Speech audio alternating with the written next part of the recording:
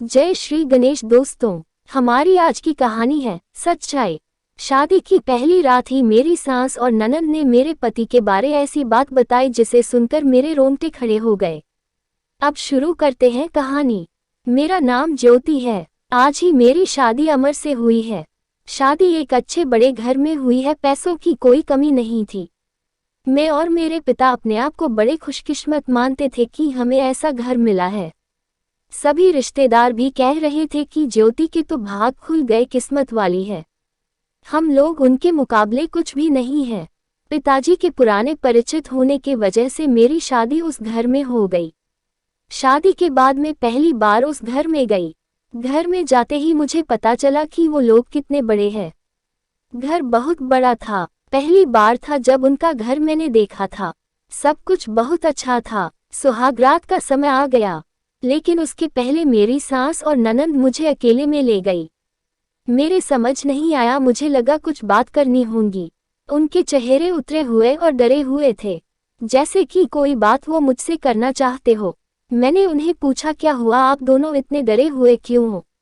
मेरी सास बोली, बेटा हम तुम्हें कुछ बताना चाहते हैं, लेकिन तुम यह सुनकर हिम्मत रखना।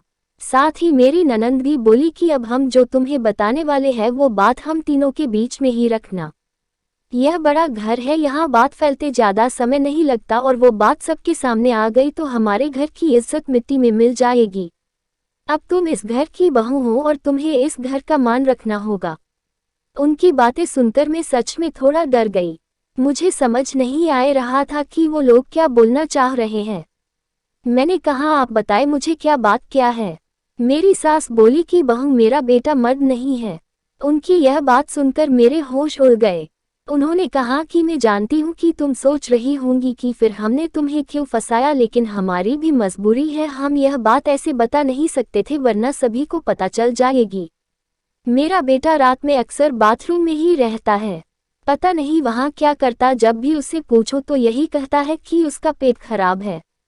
कमरे में जाने के पहले अपने पति के लिए यह बातें सुनकर मुझे समझ नहीं आ रहा था कि मैं क्या करूं। मेरी ननंद कहती है कि तुम उससे बात करना, थोड़ा समय उसके साथ बिताओ, फिर उससे खुलकर बात करो। अगर कुछ हो सकता है तो हम जरूर करेंगे।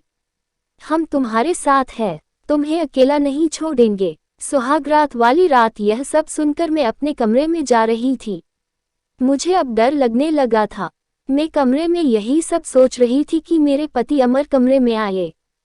कमरे का दरवाजा बंद किया और दरवाजे से ही पेट पर हाथ लगाते हुए आए, बिस्तर पर मेरी तरफ पीठ करके बैठे और बोले कि उनका पेट खराब। और कुछ ही सेकंड में वो उठकर बाथरूम में चले गए। बिल्कुल वैसा ही हुआ जैसा कि मेरी सास ने मुझसे कहा था। पेट खराब हो तो थोड़ी देर बाद वो बाथरूम से बाहर आ जाते, लेकिन वो करीब 1 घंटे तक बाथरूम में ही रहे। मैं बाहर चुपचाप अपने बिस्तर पर बैठी रही। उन्हें मैंने आवाज भी नहीं दी। बस यही सब सोचते सोचते मैं बिस्तर पर लेट गई। करीब 2 घंटे बाद वो बाथरूम से निकले। मेरा अब उनसे बात करने का मन ही नहीं था। मुझे लगा कि मेरे साथ धोखा किया गया। वो भी चुपचाप अपने बिस्तर की साइड पर जाकर सो गए। सुबह मैं अपने आप को खुशकिस्मत मान रही थी और रात होते होते अपनी किस्मत को कोसने लगी। सुबह मैं जल्दी उठी और बाथरूम में गई।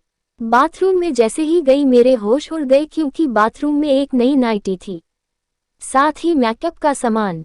यह सब क्या था मुझे समझ नहीं आ रहा था। एक ऐसे इंसान से मेरी शादी क्यों करवा दी। सुबह मेरी सास और ननंद ने मुझसे पूछा, क्या हुआ बेटी रात में? मैंने कहा, वही जो आपने बताया था। यह कहकर मैं रोने लगी। मेरी ननंद ने कहा, माँ मैं कह रही थी ऐसे किसी लड़की की जिंदगी खराब मत करो, लेकिन तुम सभी ने मेरी बात नहीं मानी। अब यह क्या ऐसे ही घुट घुट कर यहाँ रहेगी? मेरी सास बोली कि बेटा तू जो भी फैसला लेगी हम तेरे साथ है, लेकिन तुझे यह वचन देना होगा कि यह राज तेरे मुंह से नहीं निकलेगा। अगली रात फिर वो कमरे में आए। मुझे अब उनकी तरफ देखने का भी मन नहीं हो रहा था। मैं चुपचाप अपना बिस्तर करके अपनी साइड पर सो गई, क्योंकि अब बात करने को रखा क्या था। उन्होंने भी अभी तक कुछ बात नहीं की, उसकी वजह भी मैं जानती थी। थोड़ी देर वो बिस्तर पर बैठे रहे और फिर उठकर वो बाथरूम में चले गए। मैं समझ गई थी कि वो क्या करने गए हैं। थोड़ी देर बाद बाथरूम से चीजें गिरने की आवाज आने लगी। कुछ टूटने की थोड़ी देर बाद आवाज रुकी और इस बार वो जल्दी ही बाथरूम से बाहर आ गए।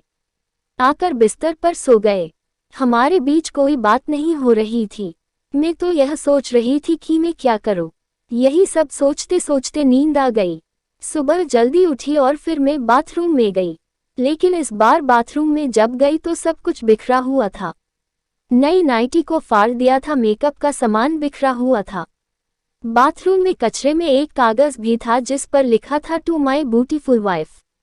मेरे मन में अब शक आया कि यह सामान और कपड़े कहीं मेरे लिए तो इन्होंने नहीं रखे।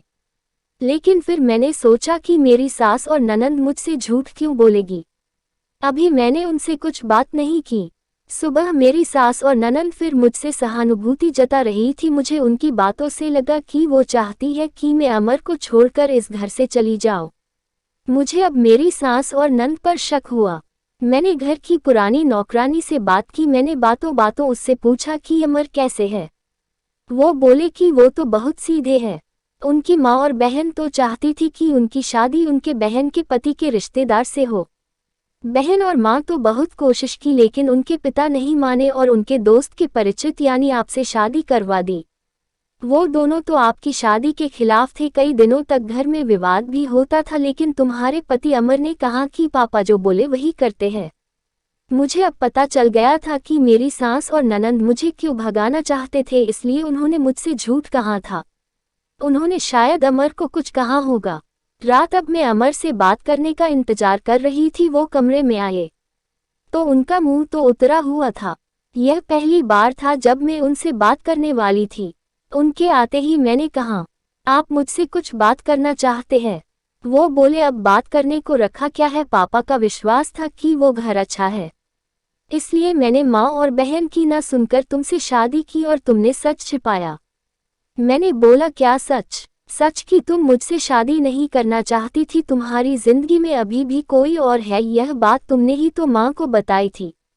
घर की इज्जत और पापा के कारण मैं चुप हूँ, कुछ कदम नहीं उठा रहा। और मैंने भी देख लिया, सुहागरात जिंदगी में बहुत स्पेशल होती है, लेकिन मेरे बाथरूम में 2 घंटे रहने पर भी तुम्हें फर्क नहीं पड़ा। माँ ने सही कहा था कि तुम आवाज भी नहीं दोगी, बात भी नहीं करोगी। मैंने बोला, बाथरूम में रुकने को उन्होंने कहा था। और वो कपड़े और मेकअप वो मेरी बहन ने रखा था, कहा था पहली रात का गिफ्ट है तुम्हारे लिए, बाथरूम में रखा था। मैं उठकर उनके पास गई और उन्हें कहा, आपको पता है उन्होंने मुझे क्या कहा? फिर मैंने उन्हें सारी बात समझाई।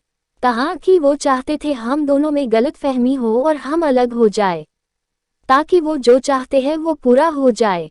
उन्हें गुस्सा आया लेकिन मैंने कहा, नहीं, अब हम इस बात को यही खत्म करेंगे और किसी को कुछ नहीं कहेंगे। उस रात मेरी सारी परेशानी और गलतफहमी दूर हो गई। वो थी मेरी सही मायने में सुहागरात। अगली सुबह मेरी सास और ननंद ने मुझसे पूछा कि मेरा क्या फैसला है, मैं क्या करने वाली हूँ। मैंने कहा कि मैं आप दोनों को माफ करके एक नई शुरुआत करना चाहती हूँ। आपको मुझसे कोई शिकायत नहीं होगी, मैं एक बहुत अच्छी बहू बनकर दिखाऊंगी। मेरे चेहरे पर मुस्कान देखकर उनके चेहरे उतर गए। ननंद तो उसी दिन अपने घर चली गई। आपको कहानी कैसी, कमेंट कर हमें जरूर बताएं। अगर आपको कहानी अच्छी लगे तो वीडियो को लाइक, शेयर और चैनल को सब्सक्राइब जरूर कर दीजिएगा। धन्यवाद दोस्तों।